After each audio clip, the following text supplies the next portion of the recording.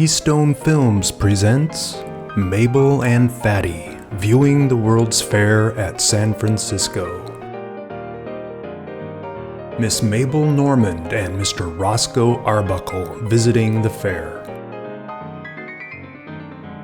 What we see is Roscoe, Fatty Arbuckle, and Mabel Normand very much out of character, behaving like two VIPs giving live coverage to a public event. They clown a bit, but just enough to give a bit of relief to the pageantry of the World's Fair. First, we see the battleship Oregon, which had served during the Spanish-American War and had not yet become a floating museum in Portland.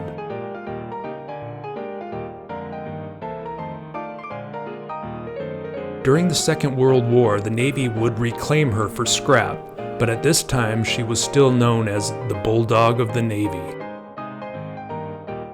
Then they proceed to the prison ship Success, where various instruments of torture are on display, including an Iron Maiden, which seems an unlikely thing to take on a sea voyage. Mabel gets into the Iron Maiden to try it out, and Fatty almost closes the door on her. Tower in the Court of Abundance, showing Oriental phase of Spanish Moorish architecture. Next we get various bay view panoramas of the pavilions and buildings constructed for the fair. In 1915, the fair was a popular destination for a San Francisco summer outing by bicycle, cable car, auto, or other form of transportation. Column in the Court of the Universe. The sunken garden in this court is 900 by 700 feet and is a horticultural masterpiece.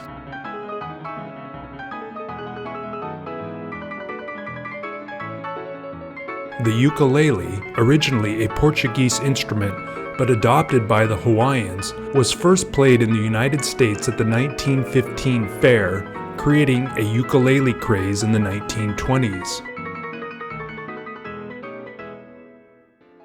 Miniature Yacht Harbor, the starting point for all pleasure craft.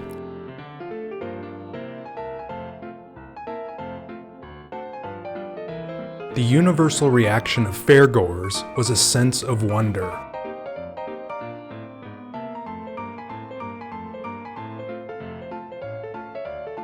The tallest flagpole in the world, cut from a single tree, 251 foot high, weighs 93,600 pounds, contains 30,000 foot of lumber.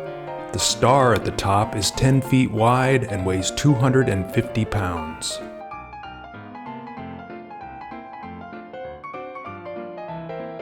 Some of the buildings of the World's Fair still stand and even serve as a tourist attraction, including the quote-unquote new City Hall that we see under construction on Market Street.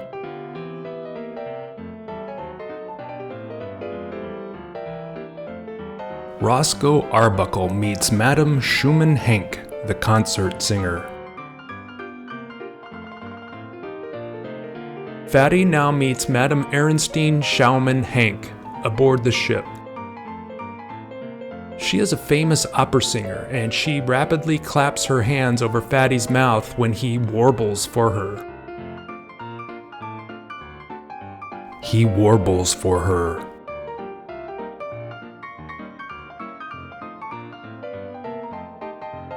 Obviously, Keystone felt that their two biggest stars, plus the extravagance of the fair itself, could carry the film without a comedy plotline.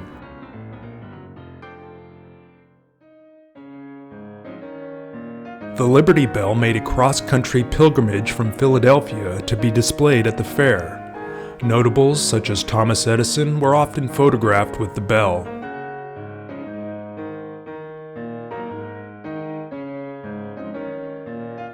Ferry building, where the vast throngs are greeted with the welcome sign and the heavy traffic is accommodated in every respect.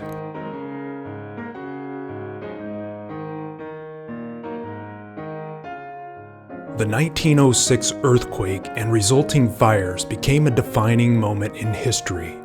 Over several days, while the already damaged city burned, over 3,000 people died. Nearly half of the city's population of 400,000 were left homeless. An inestimable number of vital artifacts and records were lost when cultural and city institutions were reduced to ruins and ash. It was a disaster that challenged the city's physical, social, economic, and cultural fabric.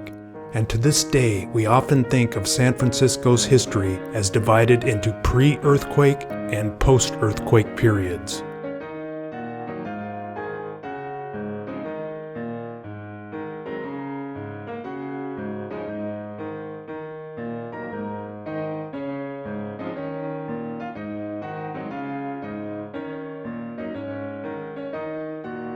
A jitney bus brigade. These 5-cent taxicabs are now found throughout the entire West, and the streets of San Francisco swarm with them. About $5 million was raised from personal pledges, and the state of California created a tax-funded $5 million grant to help fund the exposition. Hotel St. Francis, one of the largest hotels on the West Coast. Relief efforts in the immediate aftermath of the quake were, as in the case in most disasters, carried out by family, friends, and neighbors, followed quickly by local charities, community, and religious organizations. Soon business leaders got involved, and the San Francisco Relief and Red Cross funds were formed with the governor of California, George C. Pardee, the mayor of San Francisco, Eugene Schmitz, and other prominent and recognizable San Franciscans, including I.W. Hellman and Charles Sutro Jr. on the board of directors. New City Hall in course of construction. While this movie is far less entertaining than the comedy in San Diego, it is interesting historically.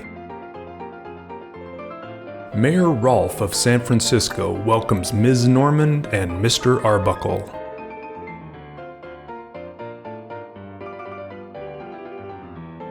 While San Francisco was recreating itself, the money poured in.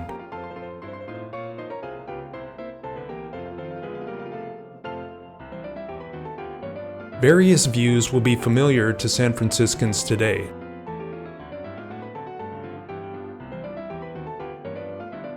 The Pacific Exposition Company was formed in 1906 to raise the needed funds to finance the project.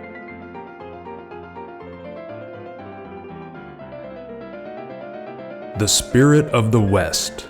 The mayor gives them a card of admission to the entire fair. George W. Kellum was chosen as chief architect. Working with the Architectural Council, he developed an elegant, simple plan.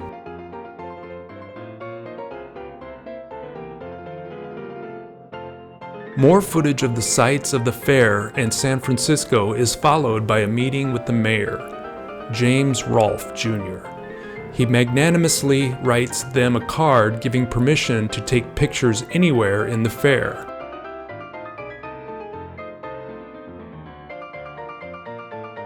Thomas Edison and Henry Ford were honored at a luncheon. Edison had perfected a storage battery that was exhibited at the fair.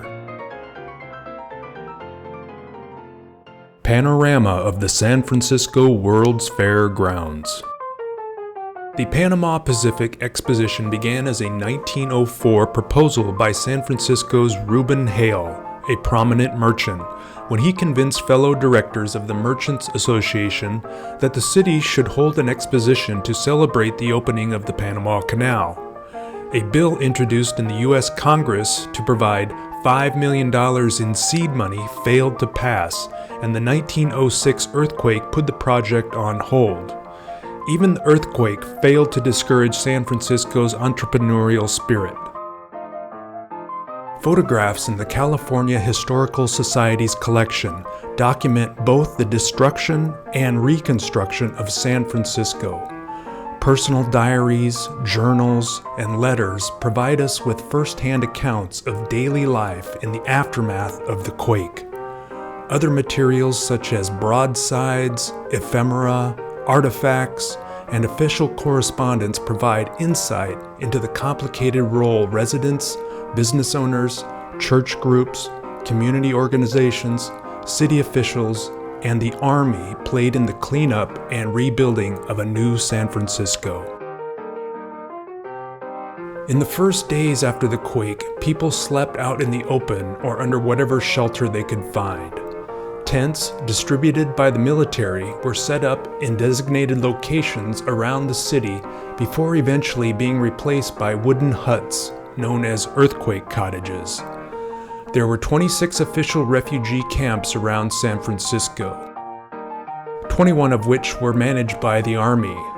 These camps, however, reflected the racism of the time, and Chinese residents of San Francisco were ultimately forced to a segregated camp in a remote area of the Presidio, farther away from the access to medical care and food supplies.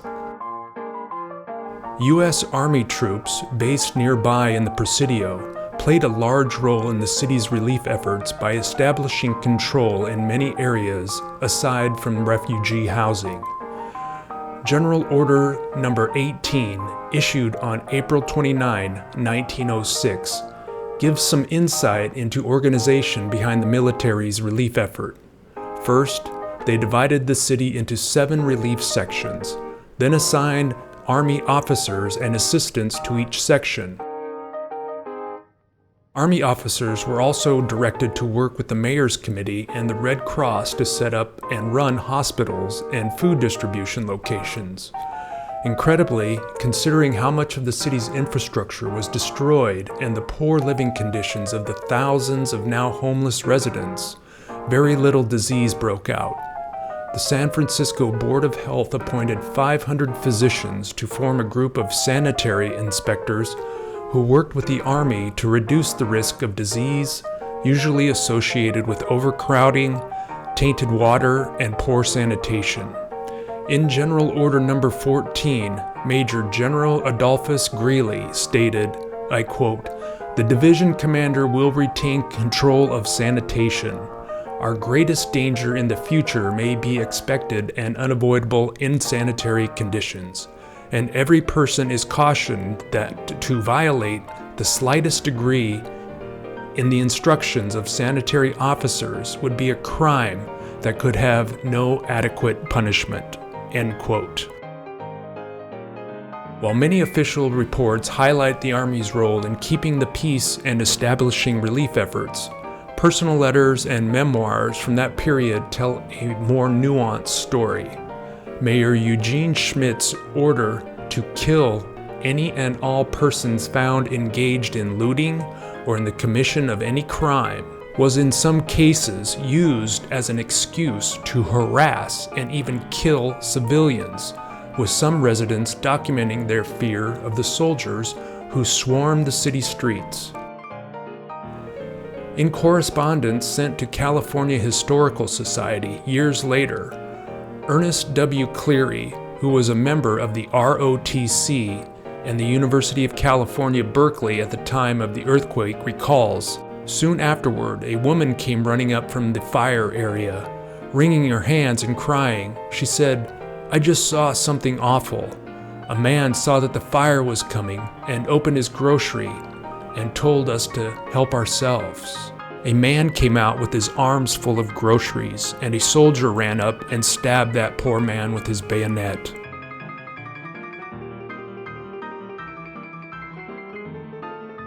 San Francisco business leaders knew that the longer it took to rebuild the city, the more tenuous its place was at the economical and cultural hub of California. While some, aware that the fires resulting from the earthquake had caused the most damage to the city, pushed for stronger building codes and a ban on wooden structures, others, eager to get the city rebuilt as soon as possible, pushed for ways to fast-track construction. A compromise by the mayor allowed commercial property owners to rebuild without permits. providing they limited it to a single-story wooden or corrugated iron structure. Just 9 years after the devastating 1906 earthquake, San Francisco staged the 1915 Panama Pacific International Exposition. According to Laura Ackley, author of San Francisco's Jewel City, the Panama Pacific International Exposition of 1915, the makers of the fair had two goals in mind when they committed to host: celebrating the opening of the Panama Canal and showcasing a rebuilt San Francisco after the 1906 earthquake and fire. The building of the canal itself, of course, an incredible feat.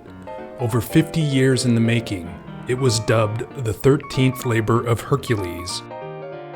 Beginning with the placement of 300,000 cubic yards of fill to create land for the site from what had formerly been San Francisco Bay and is now San Francisco's Marina District. The times were heady, and rapid strides were being made in engineering and manufacturing. Consider just a few notable aspects. The fair featured a reproduction of the Panama Canal that covered 5 acres.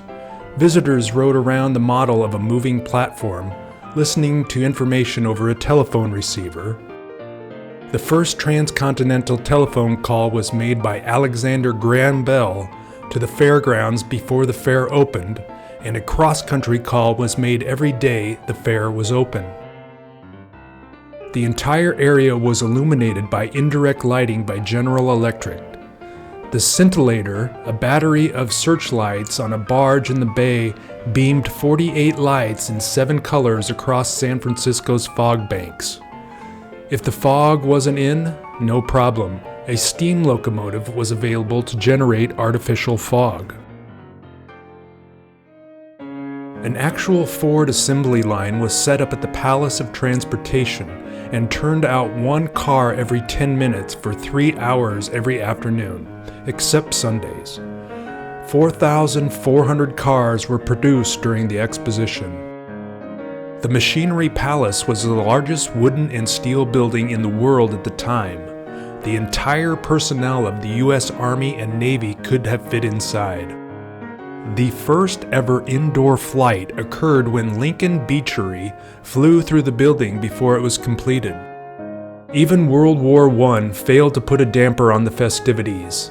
Although the year 1915 was sprinkled with some fairly depressing war-related events, among the prominent attendees were President William Howard Taft, Thomas Edison, Alma Spreckels, Theodore Roosevelt, Lotta Crabtree, Luther Burbank, Maria Montessori, John Philip Sousa, Barney Oldfield, Henry Ford, Eddie Rickenbacker, William Saroyan, D.W. Griffith, Buffalo Bill Cody, Al Jolson, Helen Keller, Charlie Chaplin, Franklin D. Roosevelt, Phoebe Hearst, and Ms. Mabel Normand and Fatty Arbuckle.